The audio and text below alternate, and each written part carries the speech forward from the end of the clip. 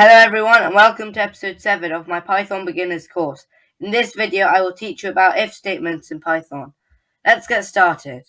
So an if statement is used to run a set of code only if a certain condition is true. So say I typed x equals 10 as a variable. Now I can make an if statement that will run a set of code only if x equals 10 or if x is not equal to 10. So I'm going to type if keyword and then we type our condition. So x equals 10. It's a double equals because you're setting equal to, not setting what the variable x is. And then you type a colon. So if x is equal to 10 and then a colon. And if you press enter, you'll see that instead of having the pointer at the start of the line, we've got it in the middle of the line. And that's because the code has been indented. And the reason it's been indented is to show that any code that's indented underneath this line, if x is equal to 10, that code will only be run if x is 10. So here we can type almost any code, and we can type print hello. And as I say, this can be pretty much any code. And any code has to be indented if it's in the if statement. If it's not indented, it will not be run as the if statement. And if we press enter now, and then we press enter again, it says hello, because if x equals 10, which it is, it's going to print hello. So it's printed hello. And for the condition, you can use most of the operators that we learned in the last video, such as equal to, greater than, less than, etc.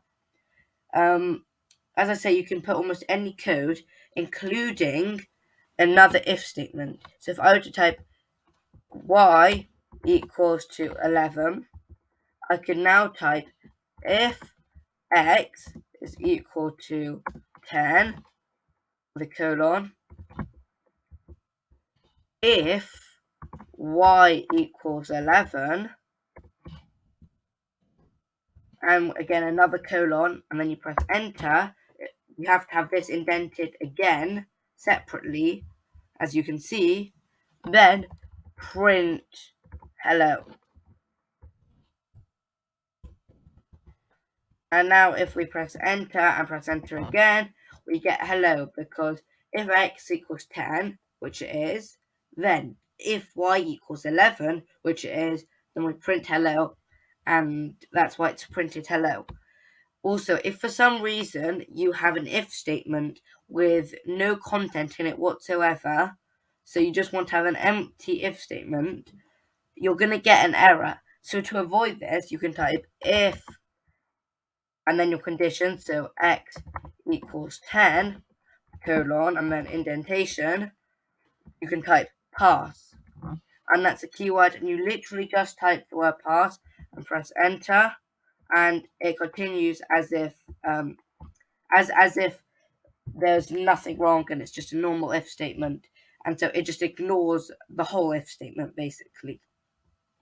So now we're going to learn about else statements. And an else statement is used to run a set of code if the if statement above it is not true. So the condition in the if statement is not true. So for example, I could type if x equals 10, colon. So hang on, let's just change it to 11. And then I could type print hello. However, because x is not 11, it's not going to print hello. So instead, I could type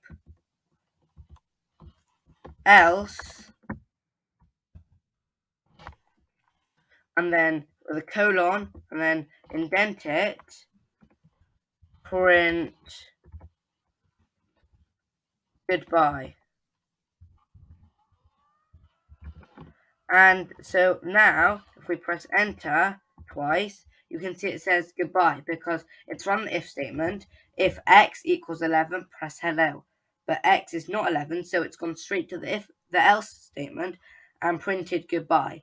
And about the if else statement, there's a colon after the else obviously there is no statement, there's no condition for it to be run, so it'll just be run like that, else colon, and any code inside it has to be indented. Apart from that, it's basically the same as if statements in the way it runs and what you can put inside it.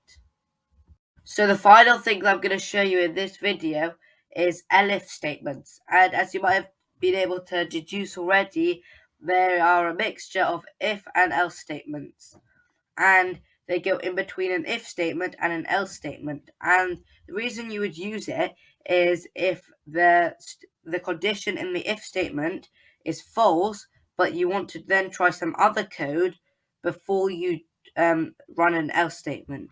So, for example, if x equals 11, then we indent it and we'll type print hello, like always. Now we could type elif, which is also a keyword, y equals 11, which it does, print this worked. And now if we press enter twice, it'll type this worked, because we tried if x equals 11, print hello, and x is not 11, so it didn't print hello. And then it went to elif y equals 11, print this worked, and because y is 11, it printed this worked. So a few things about this. Firstly, the else statement will go after the elif statement if you want to have one. You don't need to have one, but if you want to have one, it will go after the elif statement. The second thing is that you can have multiple elifs. So you could have if something, elif something else, elif a third condition, elif a fourth condition, else, and then you run some code.